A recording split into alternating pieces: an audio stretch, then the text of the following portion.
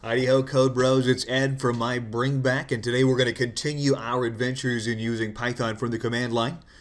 And you might say right off the bat, what the heck are you doing, Ed? This is not something we've seen before, and this may not even be software you have installed. This is Notepad++. It's a text editor, and it's got some nice features for creating scripts. Mostly syntax highlighting is why we're going to use it for these videos. So I'm going to be composing today's script within this Notepad++ environment. This thing's available for free on Windows, and I kind of like it. But if that's not your style, that's fine. You can keep writing scripts within that idle editor. You can do it just in Notepad. If you're feeling like a boss, you can do it in Vim, and the options abound. But we're going to use Notepad++ today. Go ahead and grab it for yourself if you like. Otherwise, follow along in the editor of your choosing, and let's learn about command line arguments in Python.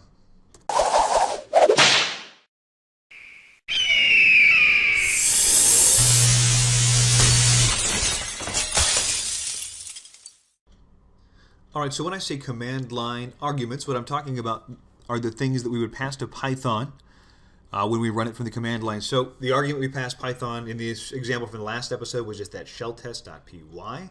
Additionally, I can pass other arguments after that and run it. Now you'll notice that old shelltest.py, which all it does is print a single line, doesn't address the other arguments at all. There's 2, there's red, there's 7, none of them get touched.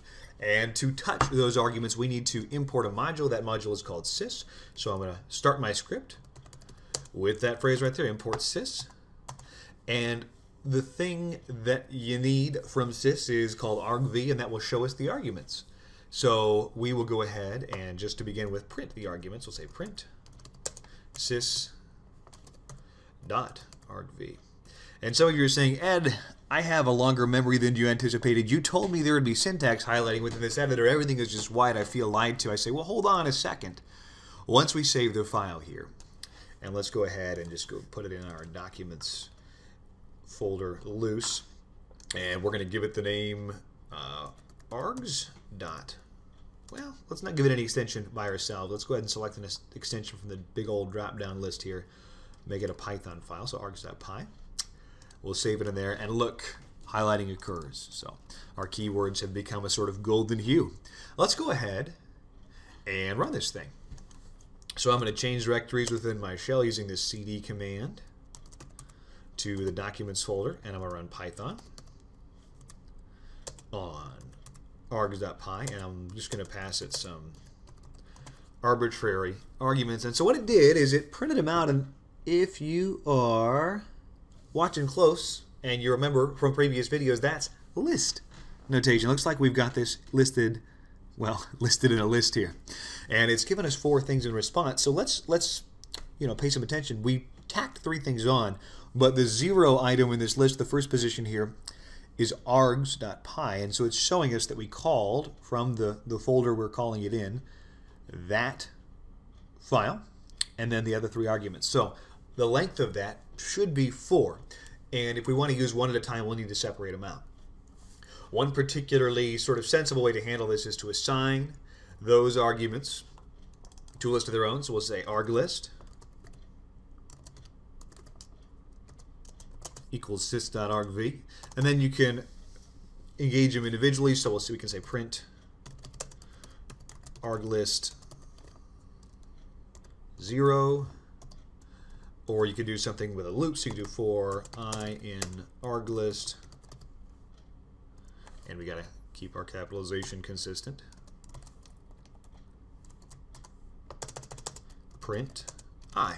And you'll notice because I haven't set it up, I haven't configured it, when I made a new line after a colon, it didn't automatically indent for me, so I used 4 spaces.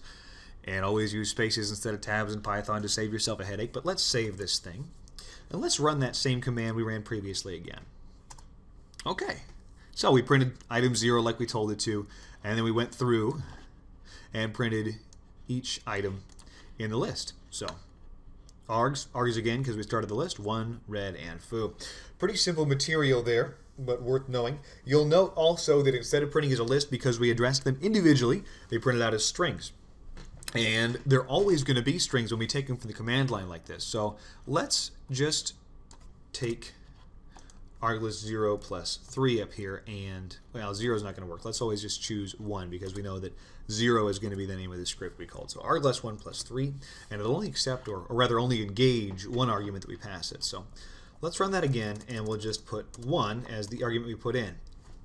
What happens is it gives us an error here. It's saying cannot concatenate string and integer objects. And what's happening is arglist 1, even though we put it in as 1, it's coming out as a string. So if we're looking to use it as an integer, we'll need to use the int function to coerce it into integer form.